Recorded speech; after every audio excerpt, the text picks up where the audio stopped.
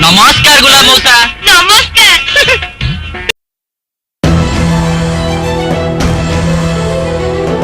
Video ଆରମ୍ଭ କରିବା ଆଗରୁ ଆପଣମାନଙ୍କୁ ଗୋଟିଏ ପ୍ରଶ୍ନ। ଥରେ ଗୋଟିଏ ଲୋକକୁ ଗୋଟିଏ ଦେବତା ଦେଖାଗଲା ଏବଂ ଗୋଟିଏ ବର ମାଗିବାକୁ କହିଲା। ସେହି ଲୋକ ଗୋଟିଏ ଦିନ ସମୟ ମାଗି ଘରକୁ ଗଲା। ତା'ର ମା ଜଣେ ଅନ୍ଧୁଣୀ ଅଟେ, ତେଣୁ ତା'ର ମା ପାଇଁ ଆଖି ଭଲ ହେବା ବର ମାଗିବାକୁ କହିଲା। ତା'ର ବାପା ସୁନା ଆଉ ଟଙ୍କା ମାଗିବା ପାଇଁ କହିଲା।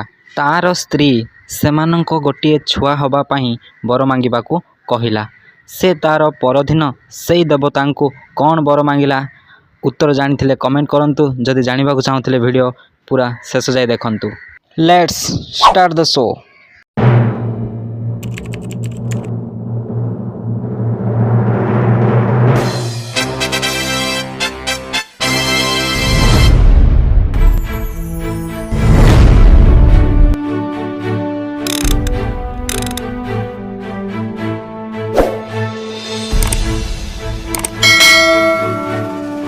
ଆମର ପରିବାର ପରି ସୂର୍ଯ୍ୟଙ୍କର ମଧ୍ୟ ଗୋଟିଏ ପରିବାର ଅଛି। ଆପଣ କ'ଣ ଜାଣିଛନ୍ତି?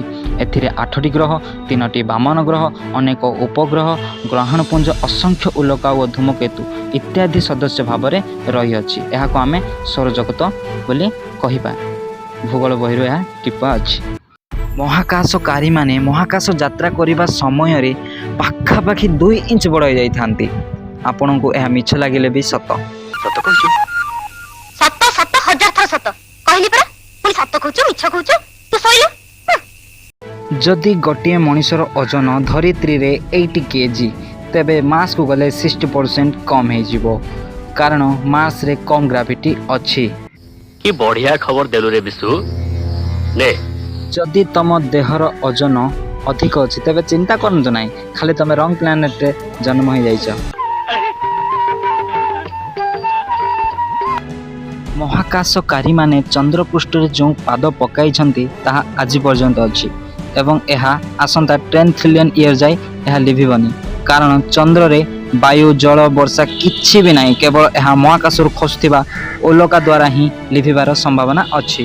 ଆମର ସୋଲାର ସିଷ୍ଟମର ସବୁଠାରୁ ହଟେଷ୍ଟ ପ୍ଲାନେଟ୍ କେଉଁଟା ବୋଲି କହିଲେ ମ୍ୟାକ୍ସିମମ୍ ଲୋକ ମେର୍କୁରୀ ବା ବୁଧ କହିବେ, କିନ୍ତୁ ଏହା ହେଉଛି ପୁରା ଭୁଲ। ଭେନୁସ୍ ହେଉଛି ଆମ ସୋଲାର ସିଷ୍ଟମର ସବୁଠାରୁ ହଟେଷ୍ଟ ପ୍ଲାନେଟ୍। ଆପଣ କ'ଣ ଜାଣିଛନ୍ତି? ମେର୍କୁରୀର ତାପମାତ୍ରା 450 ଡିଗ୍ରୀ ସେଲସିୟସ୍ ରେକର୍ଡ କରିଛନ୍ତି ଏବଂ 470 ଡିଗ୍ରୀ ଭେନୁସ୍ର ରେକର୍ଡ କରାଯାଇଛି। ଭେନୁସ୍ର ତାପମାତ୍ରା ଅଧିକ ଯେହେତୁ ଗ୍ରୀନ୍ ହାଉସ୍ CO2ର ତାପମାତ୍ରା ଅଧିକ, ଏଥିପାଇଁ ତା'ର ତାପମାତ୍ରା ଅଧିକ। ସ୍ପେସ୍ରେ ଯଦି ଯେକୌଣସି ଲିକ୍ୱିଡ଼କୁ ଫ୍ରି ଛାଡ଼ିଦେବ ତ ସେ ନିଜକୁ ନିଜ ଗୋଟେ ସ୍ପିୟର ହୋଇଯିବ। ପ୍ଲୁଟୋ ଏତେ ଛୋଟ କି ସେ ଇଣ୍ଡିଆରେ ହିଁ ଫିଟ୍ ହୋଇଯିବ। ଆପଣମାନେ ଜାଣିଥିବା ସବୁଠାରୁ ଉଚ୍ଚତମ ପାହାଡ଼ ମାଉଣ୍ଟ ଏଭରେଷ୍ଟ ଅଟେ। ଏହା 8 କିଲୋମିଟର ଉଚ୍ଚତା ଅଟେ, କିନ୍ତୁ ମାର୍ସରେ ଥିବା ଅଲିମ୍ପିକ୍ ମନ୍ସ ନାମକ ପାହାଡ଼ ଏହାର 3 ଗୁଣ ବଡ଼ ଅଟେ।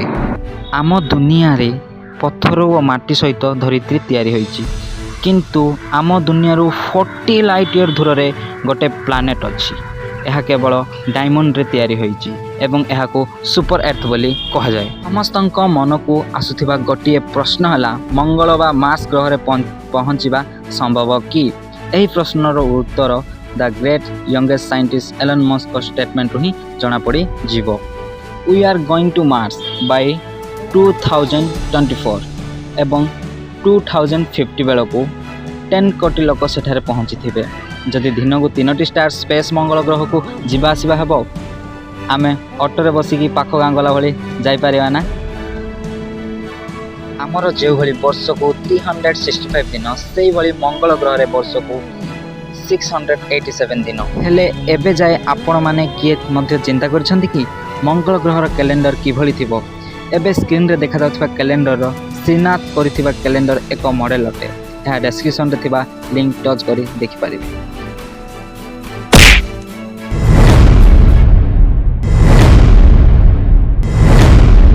ସଠିକ୍ ଉତ୍ତର ହେଲା, ମୋର ଛୁଆ ସୁନା ଟଙ୍କା ଉପରେ ବସିଥିବାର ମୋ ମା ଦେଖିବାର ଅଛି ବୋଲି ବର ମାଗିଲା।